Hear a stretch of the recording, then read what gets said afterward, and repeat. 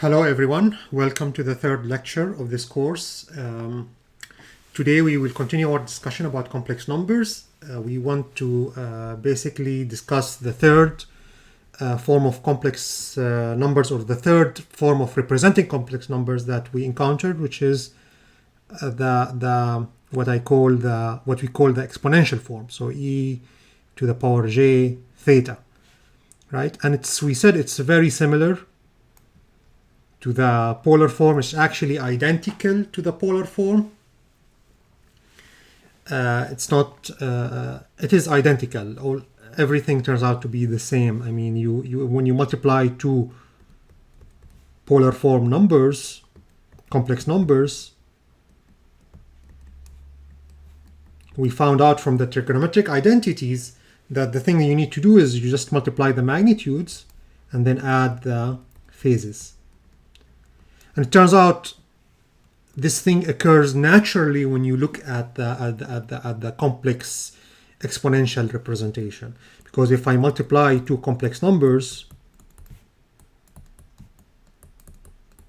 from the exponential property, the basic exponential property that EA plus B equals EA plus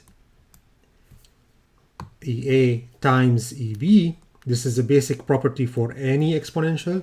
Turns out from this property, you naturally get the same result. You get the result of multiplication to be A1, A2, and then EJ theta 1 plus theta 2. This happens naturally from the exponential property of adding the exponent. I believe that's called the exponent. Okay.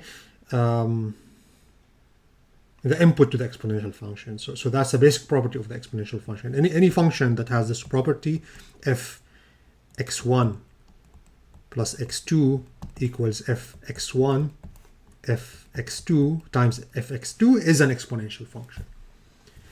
On the other hand, any function that has this property, f x1 times x2 equals f x1 plus f x2. What kind of function is this? Do you know? This is naturally a logarithmic function. So any logarithmic function will have this basic property. Any exponential function is going to have this basic property. The point is that this basic property leads us naturally to the proper way of multiplying two complex numbers in the exponential form, without even knowing any trigonometric identities. It's a very curious result.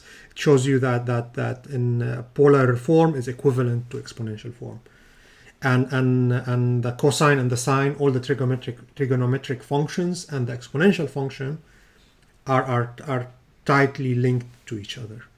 Okay, so I want to, and the link of course is Euler's formula.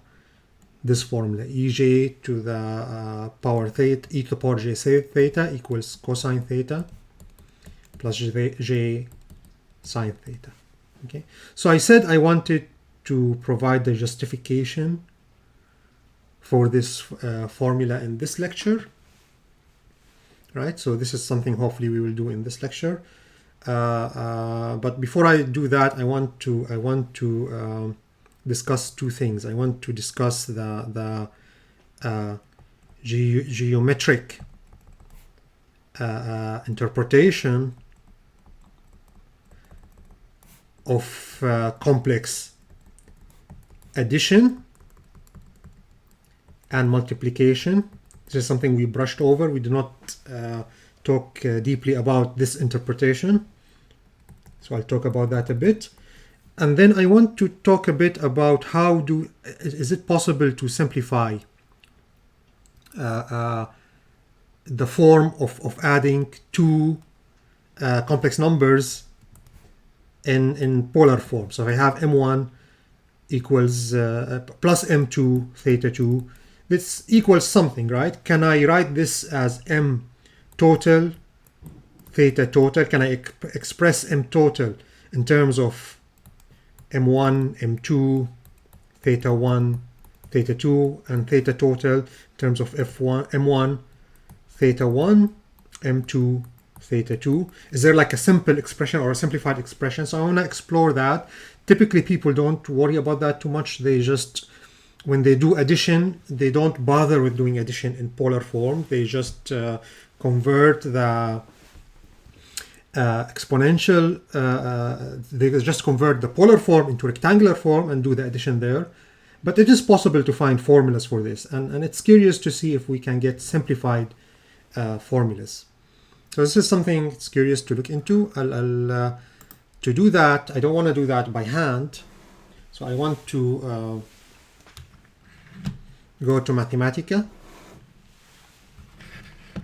right? And we can try to see if we can simplify that in Mathematica.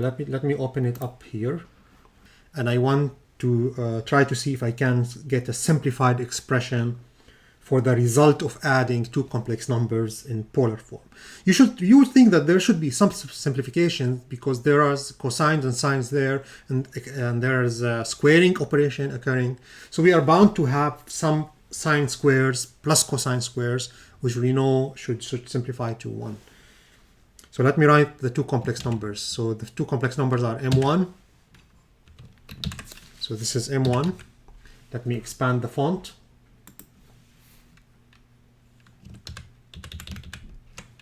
Right. So I have m1, and then we want to represent it in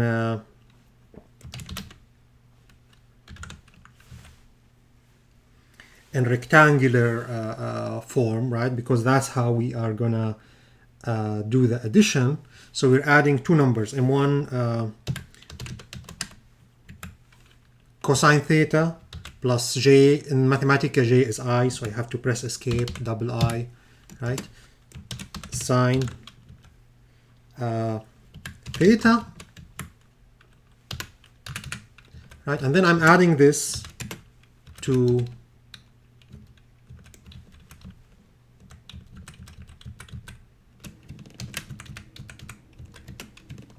another complex number in polar form that I convert to rectangular form just to carry the addition.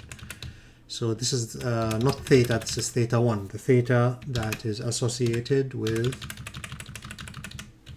the first complex number, and then the theta that is associated with the second complex number.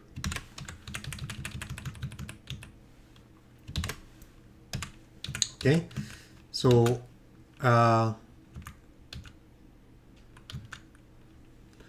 so yeah, those are the two complex numbers I'm trying to add. What is the magnitude of the result?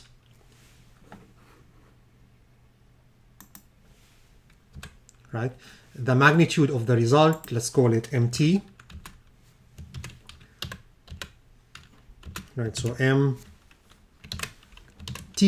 is going to be, right, so when I add those two complex numbers, I add the real part.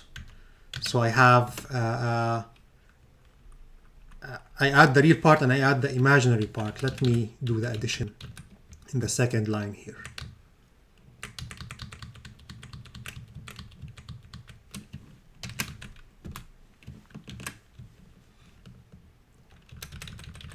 All right, so I have, let me take m1 in.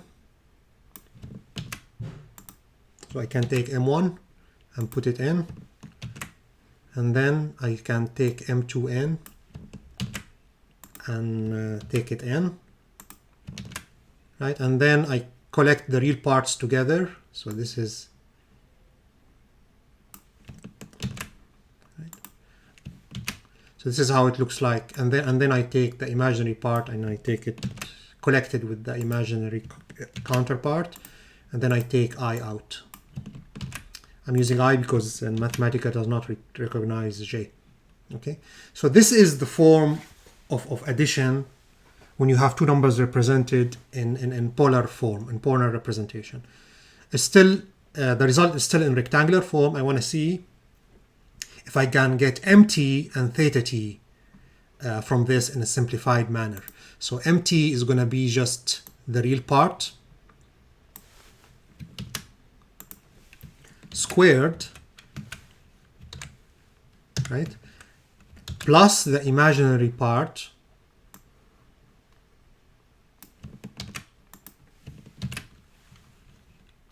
squared square root.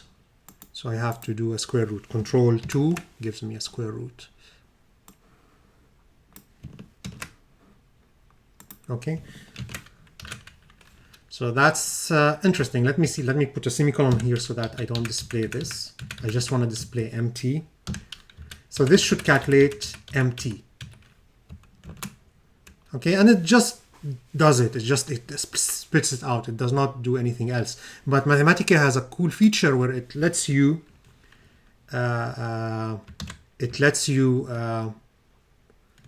simplify expressions. So let me send this expression out to full simplify, because I should expect this expression to get simplified a bit. I'll show you what I mean, right? So let me zoom out the output. So I should expect that when I'm squaring this and I'm squaring this term, I should expect to get some cosine squares that cancel out with the sine squares. You know, using the basic identity that sine square plus cosine square equals 1. Right? So if I do that, let's see if we get a simplified expression. I made a mistake here. What mistake do you think I made? Did anyone notice it? The mistake is that I added the I here. Right? There's an I here that I need to remove. So I took the I out. Right? So there shouldn't have been an I here. Okay. So let's see, let me see if I get a different result without the simplify. No, it doesn't simplify automatically. I have to tell it to simplify. So if I do that, I get the simplified form. So this is what MT is. M total is if you add two numbers in complex form. Sorry, in polar form. You take the magnitude of the first, magnitude of the second number, and then you add to it an extra number, which is 2 cosine, the differences between the angles, and then you take the square root. Okay, so this is MT. What about theta t?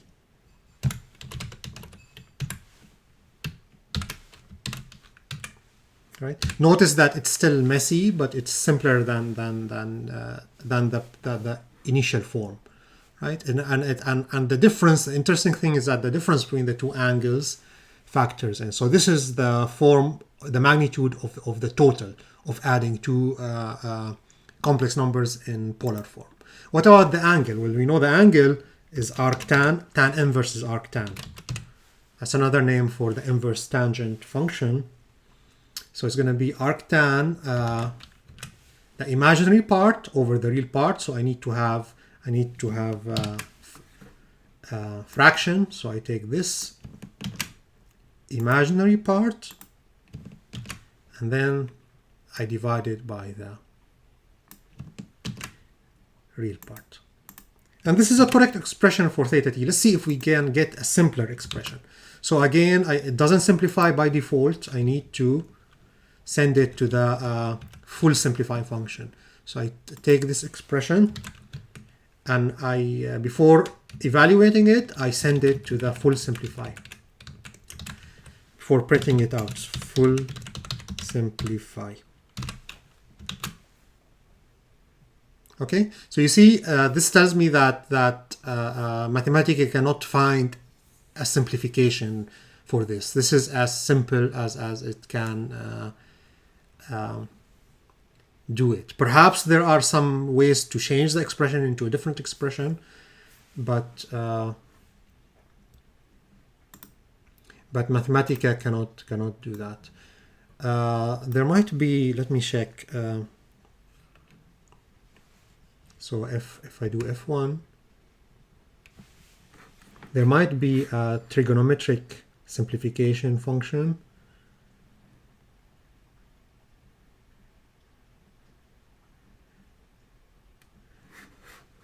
Yeah, but I don't think so. I think full simplify should do that automatically.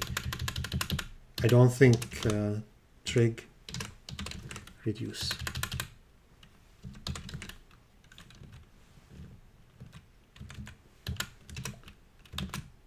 Yeah, see, it doesn't do anything. Okay, so that's fine. I was just curious if there are some simplifications we can do, get to the form, right? We simplified the magnitude a bit, but the expression for the angle is still ugly, right? So so if I go back to my board, we found out that yeah, I can sum up two numbers in polar form, and I get the result in polar form, but then the form of what mt is and what theta t is complicated. We were able to simplify mt a little bit, so we found out it equals m1 squared plus m2 squared plus m1 m2 2m1 m2 cosine theta 1 minus theta 2. It's ugly, but it's a little simpler, but theta t is still kind of complicated expression. Arctan or tan inverse, it's the same thing. Tan inverse m1 sine theta 1 plus m2 sine theta 2, right, over m1 cosine theta 1 plus m2 cosine theta 2.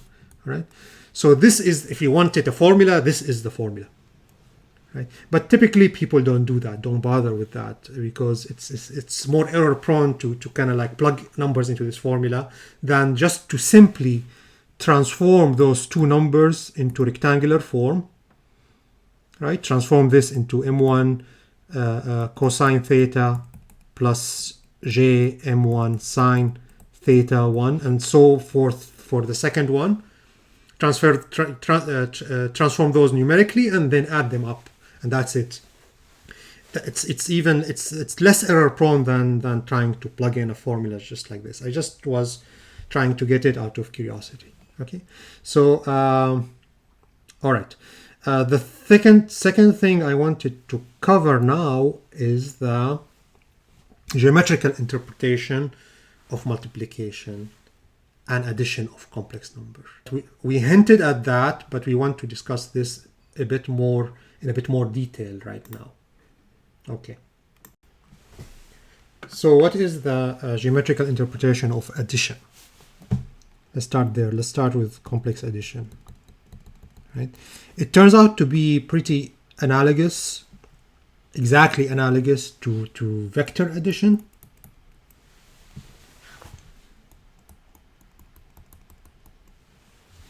Right, and there's a reason with that, but let's remind ourselves of what vector addition is. You could have any two vectors, A, geometrical vectors, A and B, just directed lines in space. And you can add them together by taking A and then connecting B to the head of A. I think I'm trying to remember. Yeah, to the arrow part of A, connecting the tail of B to the head of A.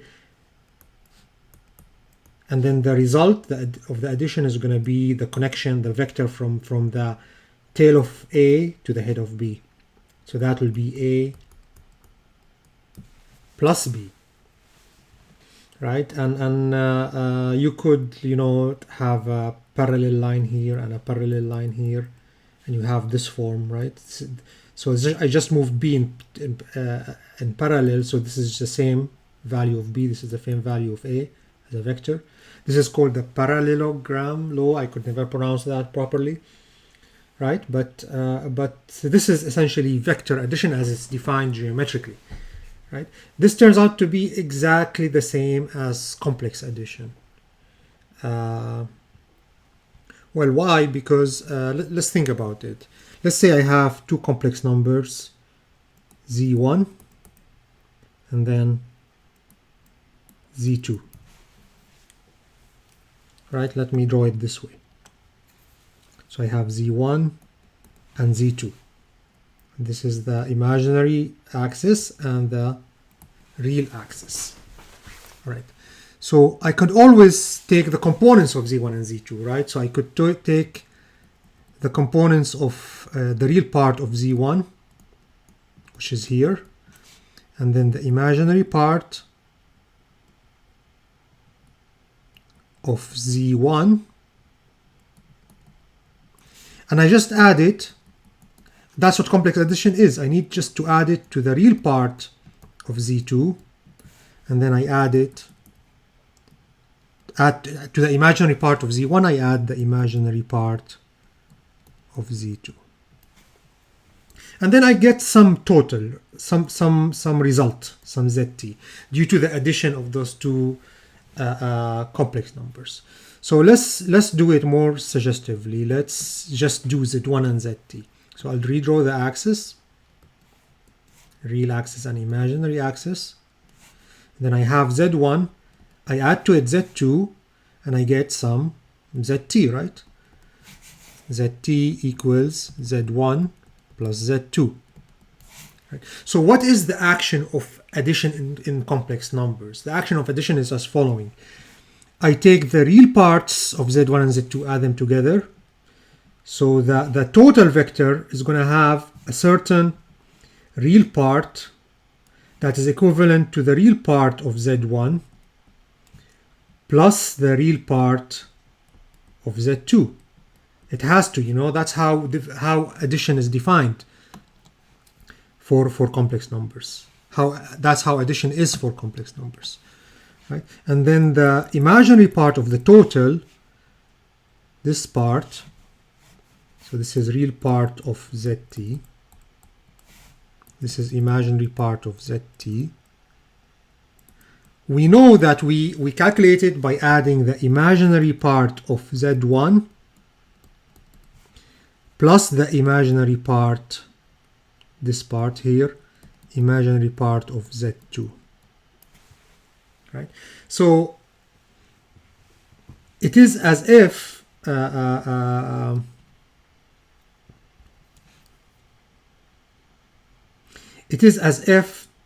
Z2 has been moved from the origin and moved to the head of Z1, right? Because this portion here is the real part of Z2. This portion here is the imaginary part of Z2. So it seems to get to ZT, you have to somehow take Z2, this is Z2, let's say, and move it from the origin so that it starts at Z1. This is apparent geometrically, right? So it is clear that essentially complex addition is behaving as if it was vector addition, where every complex number represents a vector that starts at the origin. Okay, so this is the geometrical interpretation of addition. You just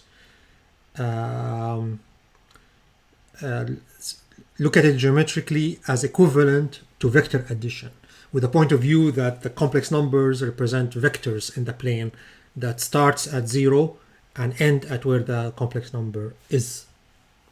Okay, so this is a pretty straightforward interpretation. The multiplication, complex multiplication, has a more interesting geometrical interpretation.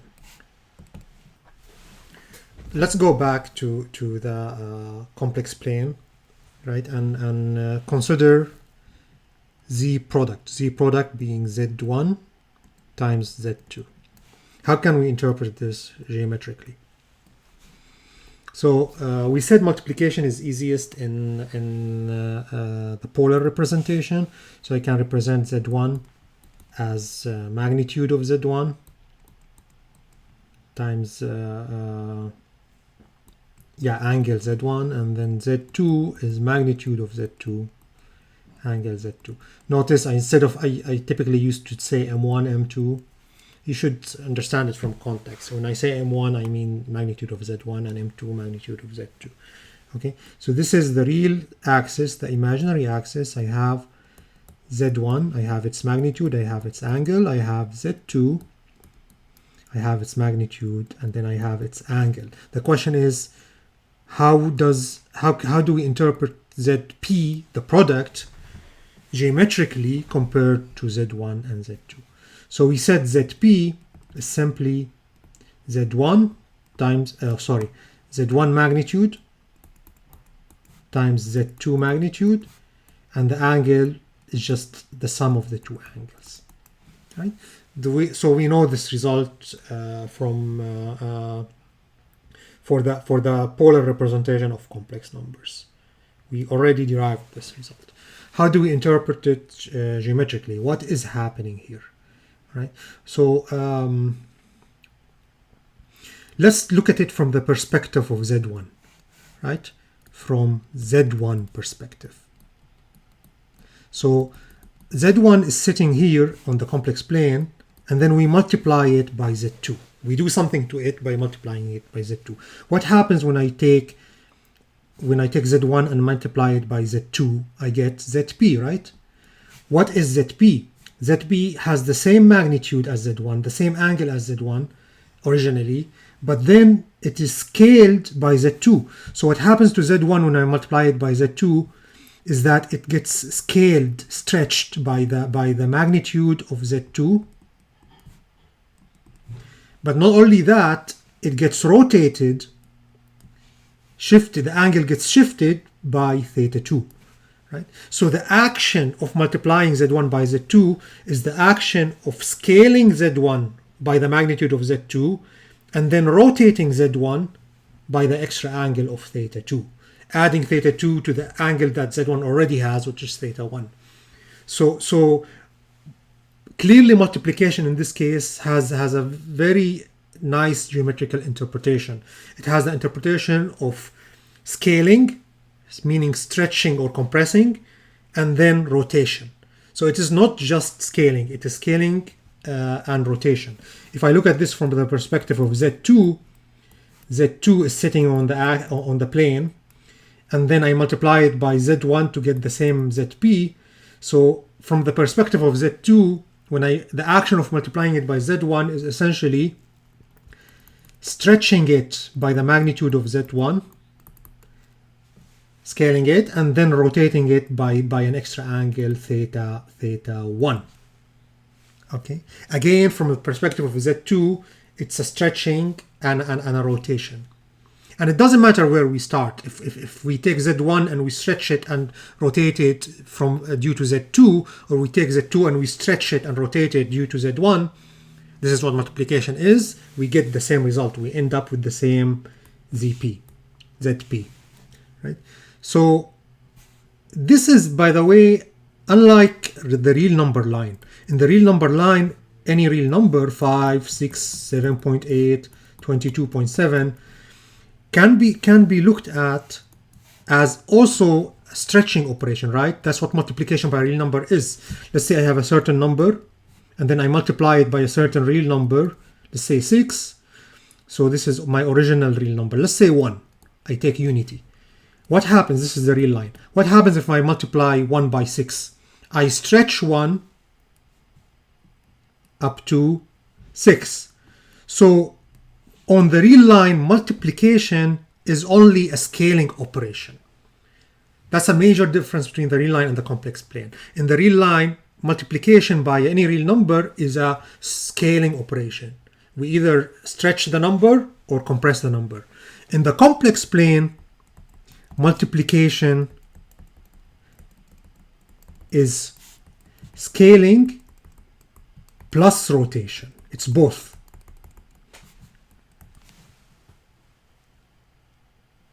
Right? So when I take, like, let's say I take the unity in the complex plane, 1, and multiply it by a certain number z. This means that I scale 1 by the magnitude of z. So this is 1 times magnitude of z. And then I rotate this result by an angle theta, which is the angle of z. Z is some z magnitude, then theta. Okay, and this is the geometrical interpretation of multiplication. It is scaling. It's a scaling plus rotation operation. It is similar to the real number multiplication, but not quite. It does something extra. Okay. And that's why it has the property that angles get added up, because when you rotate, you're adding an extra angle. When you're scaling, of course, you're multiplying. By the way, this gives us an intuitive interpretation of what I or J actually is, right? So using that interpretation, what is J really? How do we represent J in the polar representation? J is 1 at an angle of 90 degrees, right? That's what J is. So if I take 1 and turn that back to rectangular, I end up with 1 cosine 90 degrees plus J sine 90 degrees. Cosine 90 degrees is what? 0. Sine 90 degrees is 1. So I end up with 1 times J equals J. That's what J is. So in a way, if I have any number, the act, let's interpret it, let's use our interpretation of multiplication to interpret what does geometrically multiplication by J mean. Multiplication by J means if I have the unity, number 1, and I multiply it by J, we interpreted multiplication as scaling and rotation. So multiplication by J essentially means scale 1 by 1, right? So it's the same number, and then rotated 90 degrees. We end up with J. So this is what J is. If you imagine the real line, any number, 1, 3, whatever, we can multiply it by any real number to scale it. So we're scaling it by multiplication. If we multiply it by the special number that is J, what J does is, because it's complex, it's a unit complex number, it's not just scaling. You know, if we multiply any number by any real number, that real number, because it has an angle of 0, is not going to rotate. It's going to rotate by 0. It's going to only scale. If we multiply by J, we are going to take this number and rotate it by 90 degrees. So that essentially is the interpretation of the complex unity J. J is an act of rotation by 90 degrees. You need to think of J in terms of what it does rather than think of it as a number. It doesn't make sense to think of J as a quantity, like how many apples are there. J apples doesn't make sense. But J as an operation that tells you to do something, that tells you to take a number and rotate it 90 degrees, has a very deep meaning. And this is what J means actually. It's a rotation by 90 degrees. That's why J squared equals -1. Because if I take, on the real line, if I take 1, the unity, and then I rotate it, I multiply it by J, essentially J means scale it by 1 and rotate it by 90 degrees. So I end up with this number. And then multiplying by another J, meaning J squared, I do another scaling by 1, it remains the same, and then I do another rotation by 90 degrees. What happens when I rotate by 90 degrees twice? I go to -1. And that's why J cubed equals -J, because if I do another rotation, I end up at -J. That's how you interpret the complex constant J, as a rotation by 90 degrees. Okay. All right.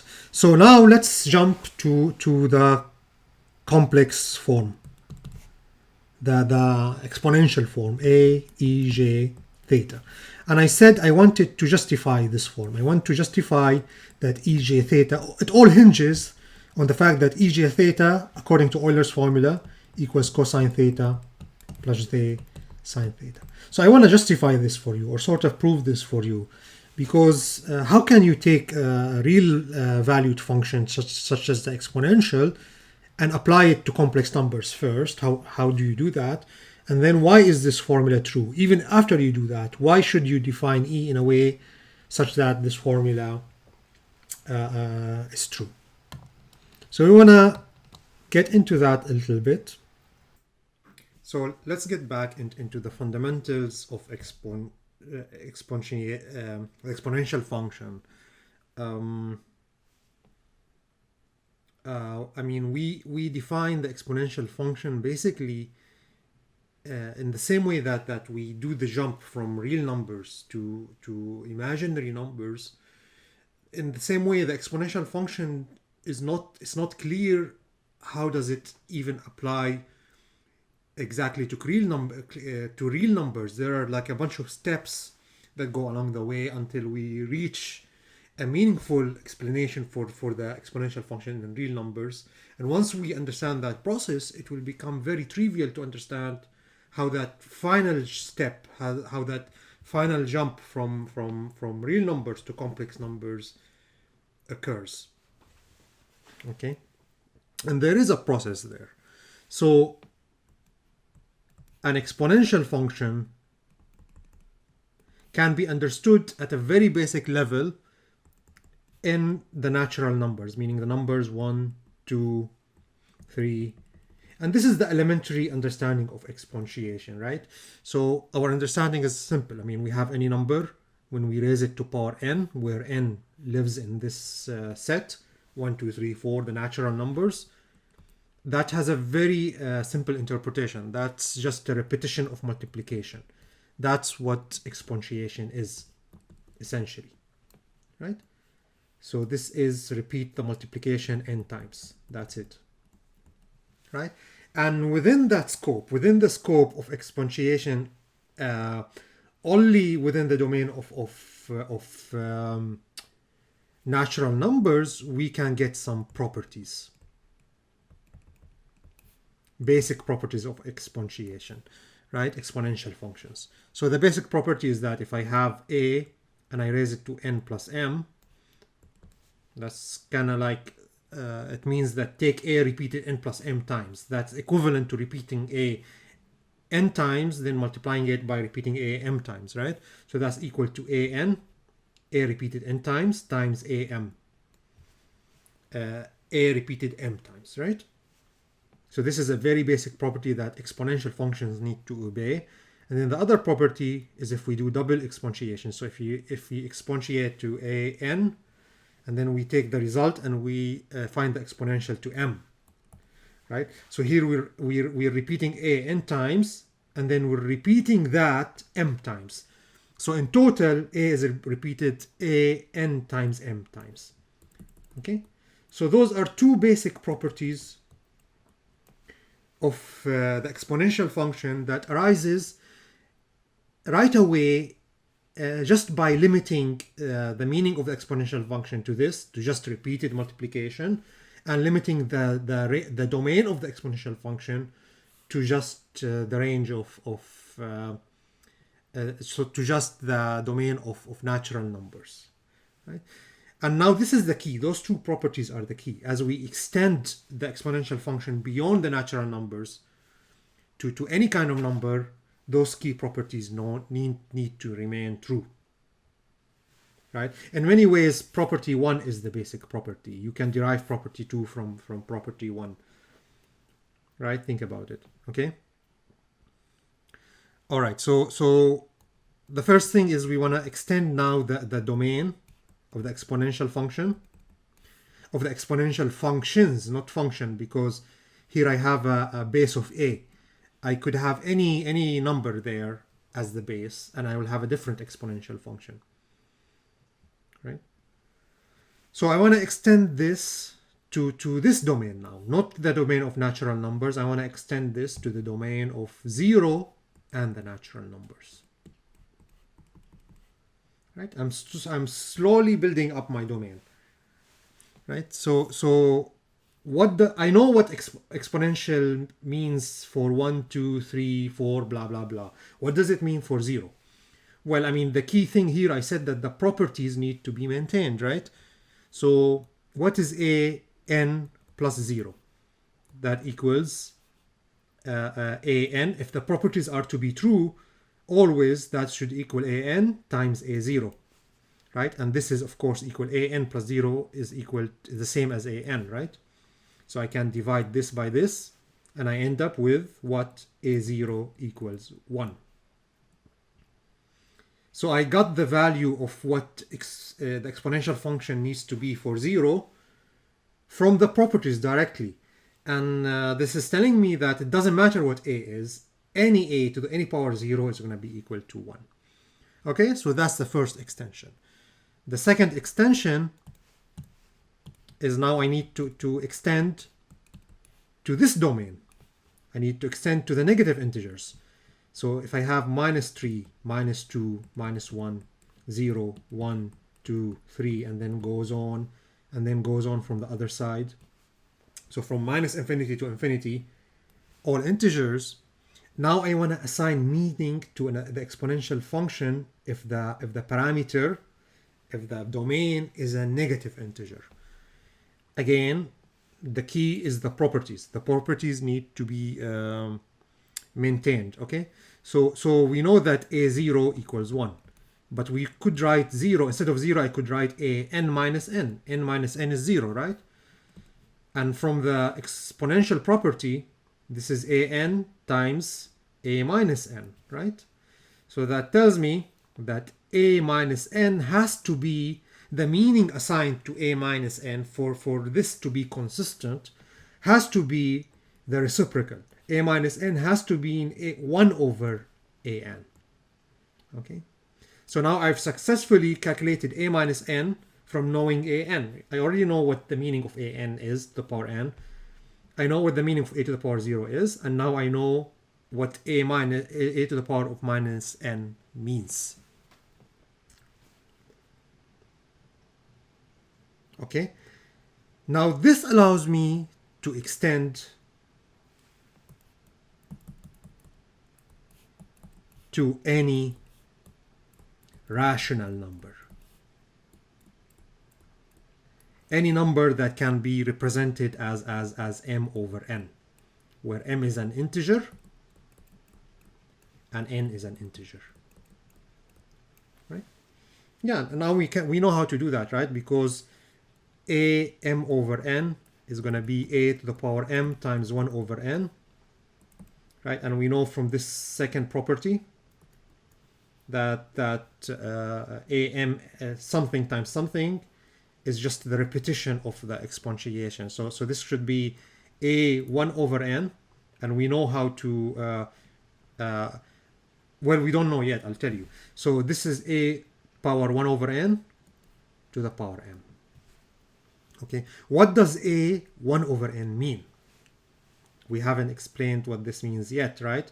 So so the key to extending the exponential function to any rational domain is to understand what a over n means, right? So the way to understand this is to examine a 1 over n, take it to power n, right? So this equals a 1 over n times n from the property. So that should equal a to the power 1, which is a. So that tells me a to the power n is whichever number that if you take that number and you multiply it by itself n times, you get a. So a to the 1 times 1 over n, a to the power 1 over n is really the nth radical of a, is the nth square root of a. Another way of writing it is that a to the 1 over n is whatever I number that I multiply n times to get a. Another way of writing it is this, the nth root of a. So that's the interpretation of a 1 over n, and that allows us to extend the exponential function to any rational number.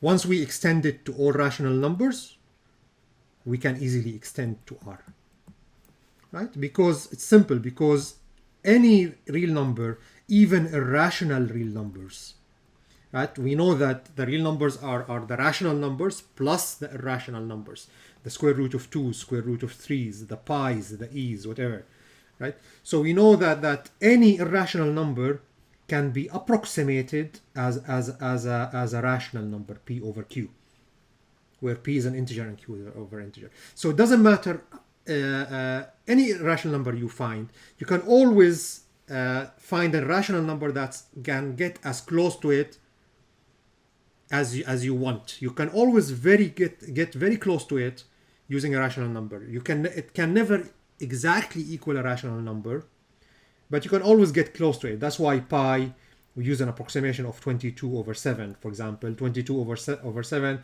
gets very close to pi. So if we have the real number and we have pi, 22 over 7 gets very close. I could find another rational number that even gets closer. It doesn't matter how close I get, I can always find a better approximation in the rational numbers. I will never hit pi exactly because pi is irrational, but I will always get very, very, very close to it. Okay? So this is how the exponential function gets extended all the way to the real numbers. And really, I mean, it all hinges. So let's write it down. So I'm going to go away from this notation, this a to the power, to indicate that it's like a function. It's basically a function. And the key property, as we said, the exponential function or any exponential function is defined by its key property. And the key property is this: fx plus y equals fx times fy. This property lets you calculate any exponential function to any degree of accuracy, right? And this is property 1, and the property 2, which we can derive from 1, is fx to the power n, right? This is the same as fx repeated n times, right? So this is equivalent to fx plus x plus x plus x n times, right? I'm just applying property 1 here, right? So fx plus x n times is just fx times fx times fx n times. So that's fx to the power n. Right, so fx to the power n is fnx.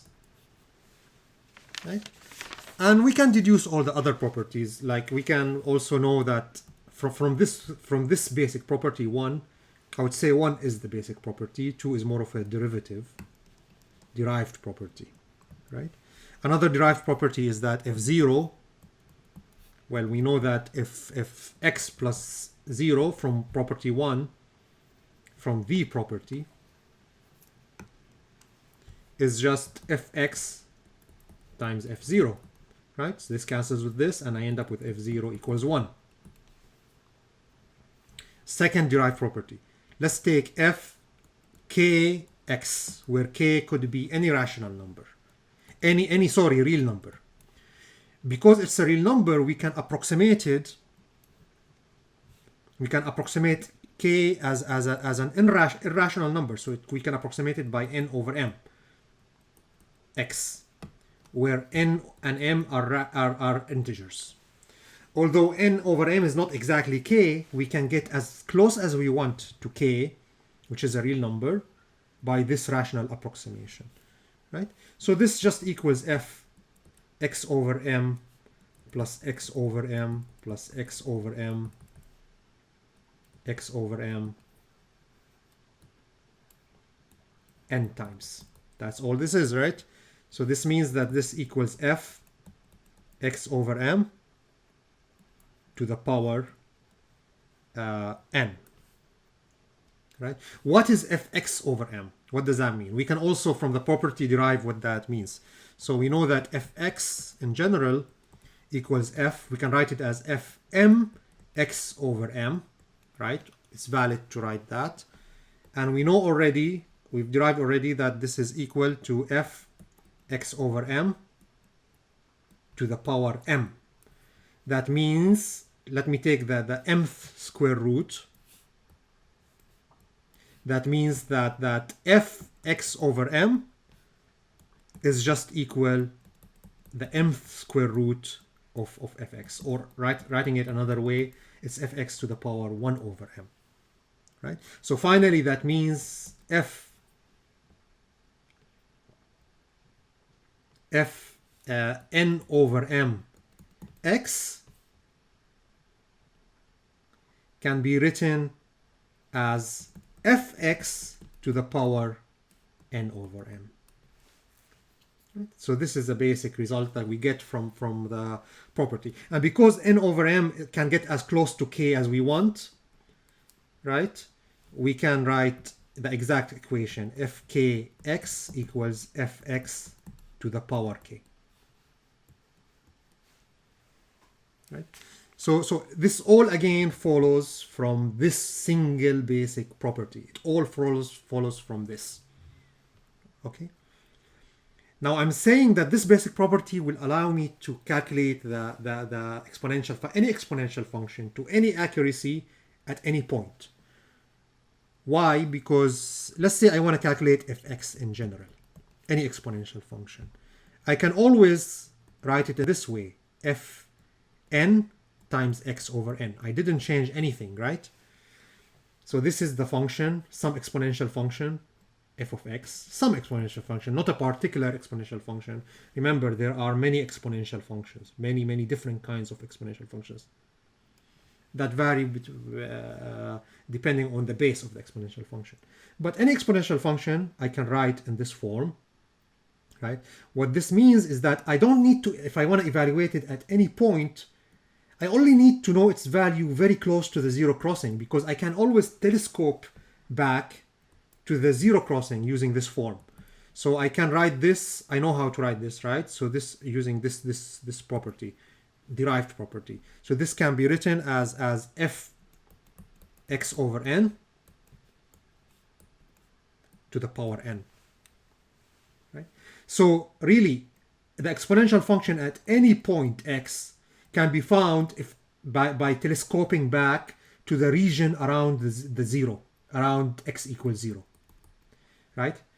Because if we know the exponential function to some accuracy around x in a small region, very small region around x equals 0, x equals 0, we can calculate the exponential function everywhere, because we can always telescope back from any outside region back to this small region using this formalism, fx equals fx over n to the power n, and I can get as close to 0 as I want by making n go to infinity. Okay. Now, as I make n go to infinity, I can now here is the key trick.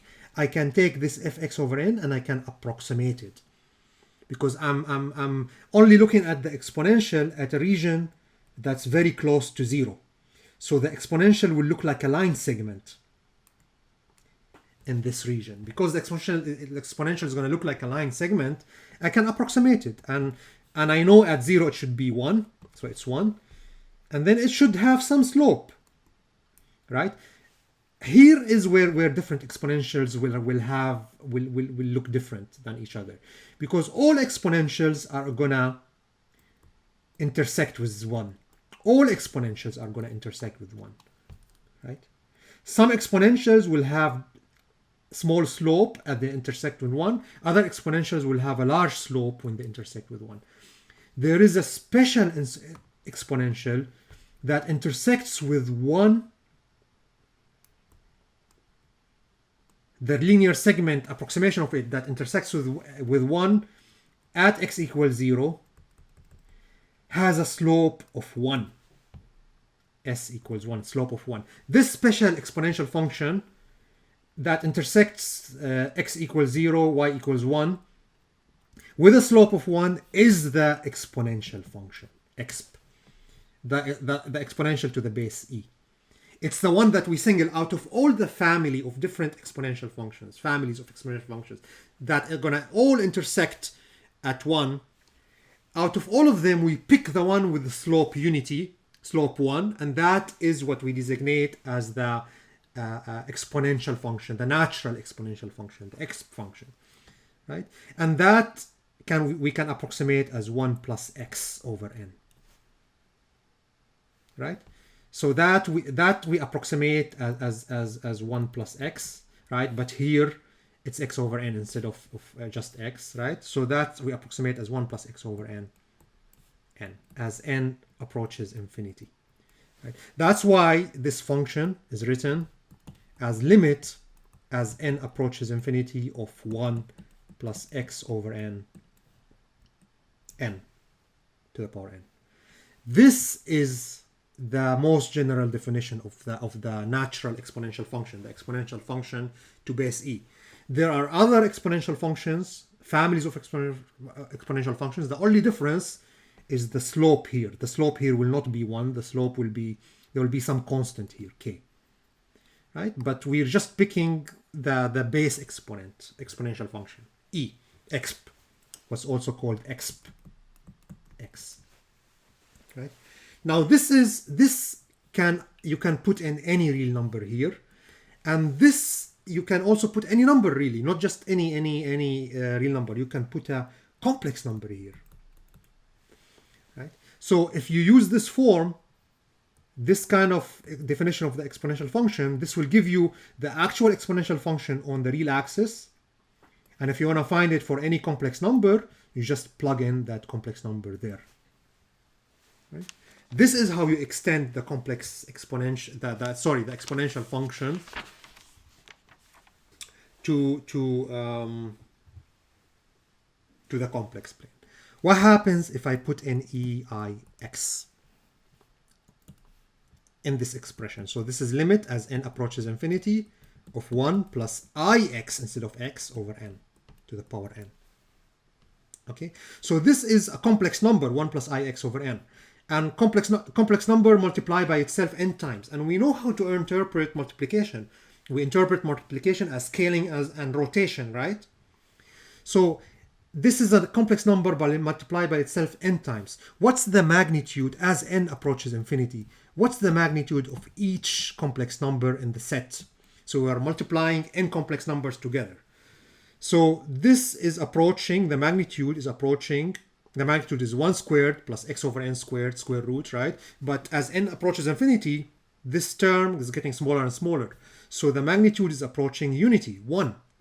So as n increases, the effect of the multiplication of the n complex numbers is approaching unity, meaning each time, each number is a scaling by 1.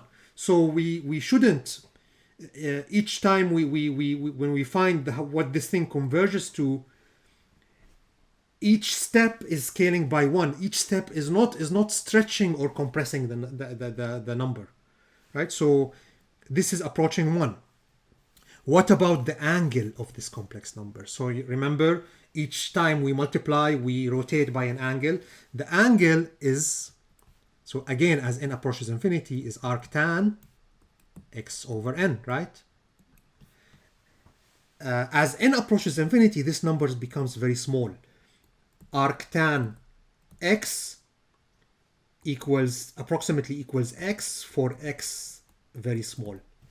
Why is that? Well, you know, because tan is sine theta over cosine theta. For a small angle, small value, sine theta is almost equal to theta, and cosine theta is always almost equal to 1, right? For very small angles, the value of the tangent is equal to this value of the angle. So arctan x over n approaches x over n. Okay? So as n approaches infinity, we have n multiplications, but each of those multiplications scale by 1, scale the number by 1. So they don't scale it really. They maintain the magnitude, but they rotate it by x over n.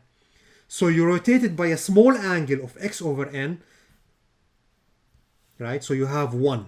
You rotate it by an angle x over n, small angle x over n, but you rotate it n times. What happens when you rotate it n times? So you have x over n rotated happening n times. You end up with a total angle of x. So the effect is to rotate by x. So the interpretation here is that x represents an angle. So EIX from this definition and from the geometrical understanding of multiplication is just a rotation. So if I take number 1 and multiply it by EIX, that's just a rotation of this complex number 1 by an angle x, right? And for any x, if I continue rotating, I end up going on a circle. So EIX, actually, if I apply x, if I let x be anything, it will transcribe a circle. It will draw a circle on the complex plane. right? Where x is the angle, right? And that's it. That's Euler's formula, right? If EIX transcribes a circle where x is the angle, then I want to write this in rectangular form, right? To write this in rectangular form, all I need to do, I know that x is the angle, so all I need to do is project this. This has a unit of 1. Project this to the x-axis, to the real axis, and project this to the y-axis. The projections are just cosine x plus I sine x. And that's it. That's Euler's formula, and that's the justification